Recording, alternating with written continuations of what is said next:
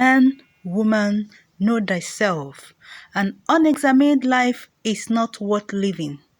Delivered on Sunday, the 3rd of January 2021.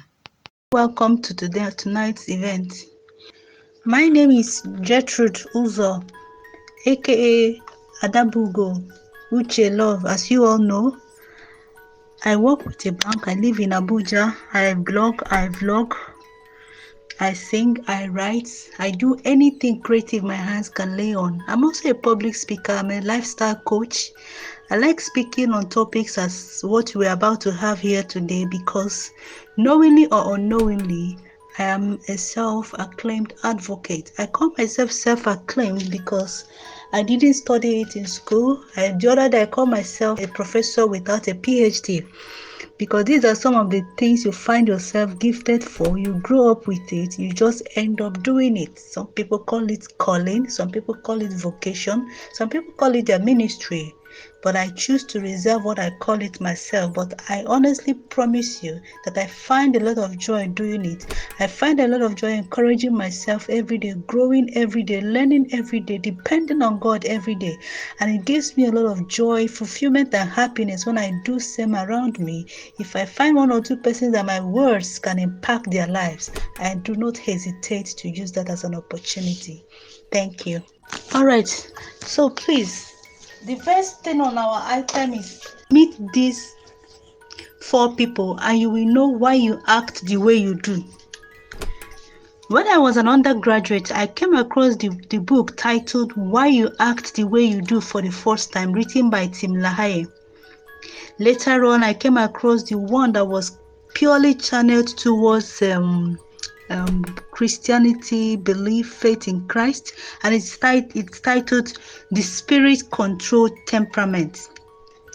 When you go through different books published by Tim LaHaye, you now see the spirit-controlled husband, the spirit-controlled wife, the spirit-controlled family, the spirit-controlled child. He diversified the subject of our human temperaments into so many aspects of our lives. Why? Why is temperament so important? Because our temperament is something that is so basic and so core to us. It reads in our DNAs. We cannot actually change it. It is our basic description of our personality.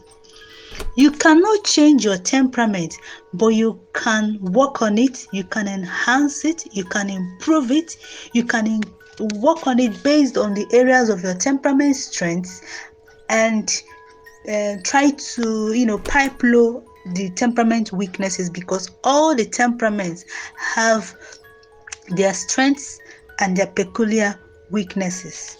I have to mention the first book I read on temperament, because that was the beginning in understanding of who you are. In fact, the title of the book, Why You Act the Way You Do, is so eye-opening that any person anywhere that is interested in self-development, interested in self-growth, interested in understanding not just him or herself, but the people around him, his family members, his colleagues, his neighbors, anywhere you go, your mates, even your life partner, your husband, your wife, and subsequently and eventually your children, the children that God will give you, so that you know how to be a good parent, how to parent them, or even how to have a better relationship with your wife, your husband, your boss in the office, your colleagues. Knowing the basic temperaments is very, very key. If not, all of us will continue to wallow in ignorance. So let's quickly touch these 4 men and women: Mr. Sanguine, Mr. Choleric, Mr. Phlegmatic, and Mr. Melancholy. You can switch it, call it Mrs., Miss, whatever, because the temperaments are not gender sensitive. It is who you are. It is what God has made you to be. It doesn't matter where you are from. It doesn't matter from which part of the world, where you happen to be born, into which religion you were raised, what number of experiences of life you've got, the level of education or exposure you've achieved. It doesn't really matter. Your temperament is just as good as your natural complexion, natural height. It is something that is determined. It is written in your DNA. So your temperament is actually who you are. But When you go down, you see other factors I mentioned already, family background, this and that. These are things that also affect the ultimate production, the ultimate outcome of who you eventually are today, or who you will still push yourself to be tomorrow. But towards whatever angle of experience, background, exposure, education, your temperament is very, very core, very, very basic. Temperament notwithstanding, the four basic temperaments of sanguine, choleric, phlegmatic, melancholy are not the only personality typing we have, so that we don't get it confused or get it so mixed up. If you have bothered to go into psychology like I have done a lot, a study of human behavior, human relationship, human character, I find myself so drawn to these topics. I don't know if you're also drawn to them, or you may have your own peculiar topic. We all have different topics of interest that you find yourself naturally drawn to.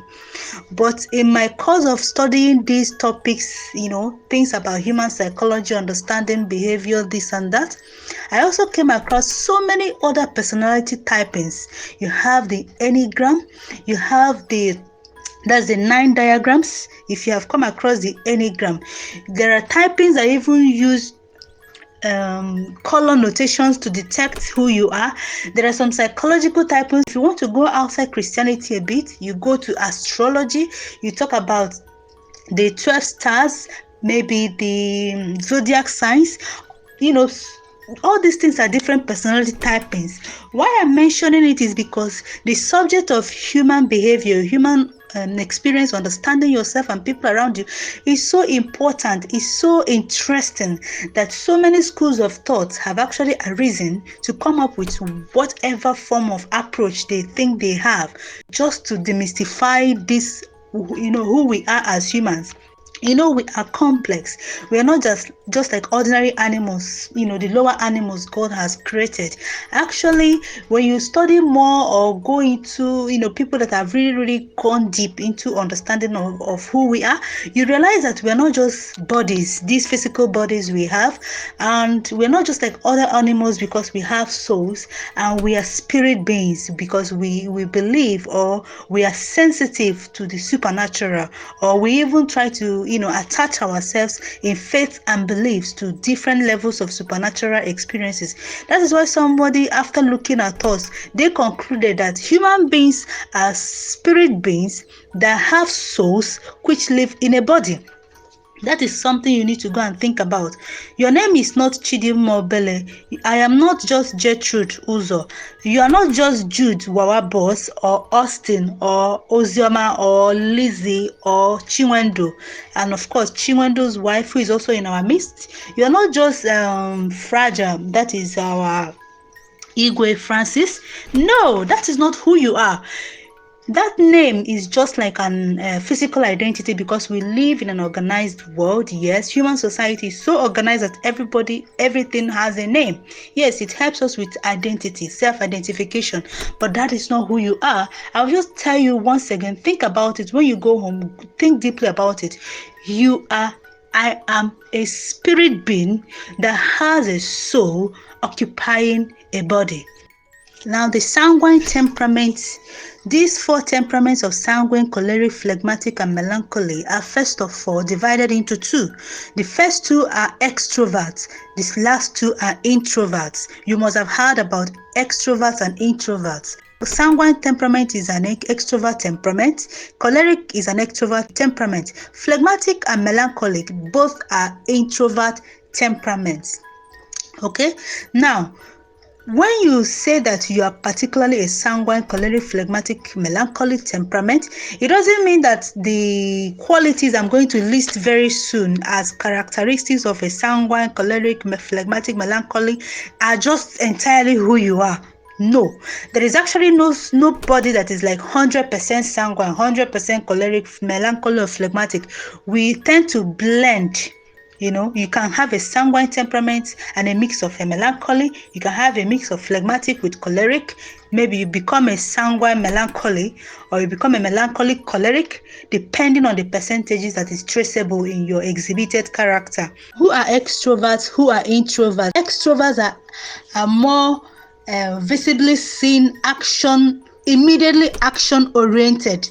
probably, you know, like when it comes, when it comes to voice, what you hear, and actions, what you see, immediately it is being required or requested, you talk about extroverts, because they are like more active, more voiced. Now, when you come to introverts take their time, they are more reserved. Okay, I don't want to say that extroverts are the people that act or the people that talk. No, every human being acts, every human being talks. Introverts also act and they talk, but they may take a longer time, because introverts are mostly thinkers and watchers. Between the phlegmatic and the melancholy is mostly the thinker, the think tank of the four temperaments, while the phlegmatic is more of the watcher. Like now, after we are done with today's experience and interaction, when you go back to our main group, you may now begin to understand why some people are called silent observers in the group. You may now understand why some people are called the most active members of the group. You may now understand why some people are called the most controversial. Do you understand? Because you can't just help it. Your temperament must be at play, because it is in your DNA. So, for the sake of easy understanding, let us just call the extroverts the actors and speakers immediately. Okay, or rather, the first to speak and the first to act. Okay, I don't want to say that they are just actors and speakers, because others act, others speak, but they may take their time. But extroverts, they are the first to react, to act, to speak, to do. They are more like the doers. Okay, that is on the other side. Then the introverts are more like the thinkers and observers. They take their time. Even if they may at the end of the day do the same thing, you realize that this person did it faster while this person took their time to think it. Now it is now up to you to measure the quality or the result of their output. Sometimes the one that took their time may even produce something better than the one that acted faster, depending on what you were expecting to see. Okay, so let us go ahead now to list some of the notable strengths and weaknesses of these temperaments, because without knowing their strengths and weaknesses, it is useless. Our experience here is useless, because we're here to learn, so that it helps us to even understand ourselves and our neighbors. At the end of the day, I will now tell you the main reason why you need to understand yourself and the people around you. That is just the reason for this message today. Not just for you to carry notes or know it in your head. You may have already known yourself. Some of these things I'm saying is more or less will be landing to your heart or to your ears as confirmation of what you already know. It's just to confirm what you already know, not that you don't know yourself. But these things help us to help ourselves. At the end of the day, I'm going to tell you the reason for this message, the reason for this event tonight. It's not just to come and hand you out these things I'm saying, because you may already know them, or you may have read them somewhere, or you may even be hearing them all the time. Okay, there's a reason for this gathering tonight. When you come to the sanguine strength, you have to talk about somebody that is very, very emotional and expressive. Okay, to continue this life-changing message in the next 40 minutes, extended to 60 minutes altogether, please use the link displayed on your screen or follow the link below. Thank you very much and see you there.